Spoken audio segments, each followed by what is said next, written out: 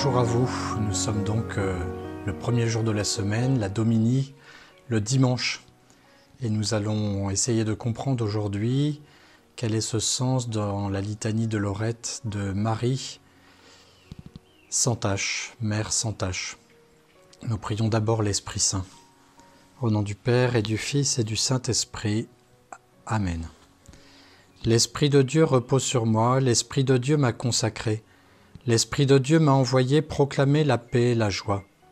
L'Esprit de Dieu m'a choisi pour étendre le règne du Christ parmi les nations, pour proclamer la bonne nouvelle à ses pauvres. J'exulte de joie en Dieu mon Sauveur. L'Esprit de Dieu m'a choisi pour étendre le règne du Christ parmi les nations, pour consoler les cœurs accablés de souffrance. J'exulte de joie en Dieu mon Sauveur. Les scouts, lorsqu'ils vont se coucher, chantent peut-être facilement ce chant à Notre-Dame des Éclaireurs. Celle qui est sans tache, celle qui est sans péché, et c'est bien ce que nous devons comprendre dans ce titre.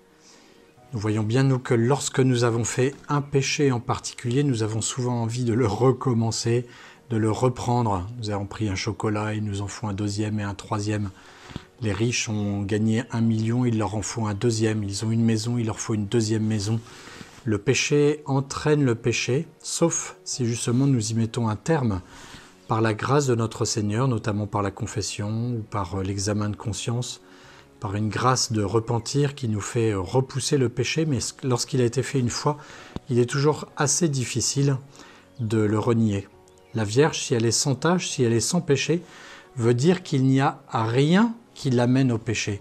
On dirait même positivement que tout l'amène à faire le bien facilement. Parce que aussi la vertu, le bien entraîne un bien et encore un bien.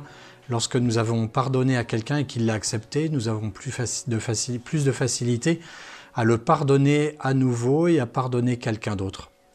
Vierge sans tache vient donc nous confirmer que la Vierge, la Sainte Vierge Marie, va nous aider à faire le bien facilement, à refuser le mal facilement.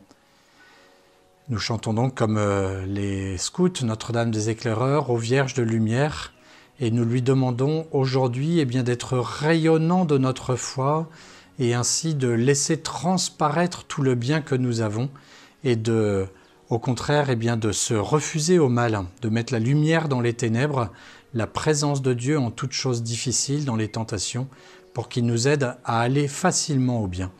C'est ce que nous demandons à la Sainte Vierge aujourd'hui et comme résolution, nous rayonnerons de notre joie sur notre famille, sur nos proches, par un sourire, par de l'humour, par de la simplicité, par de la sérénité. Nous ferons un dimanche rempli de lumière et sans tache.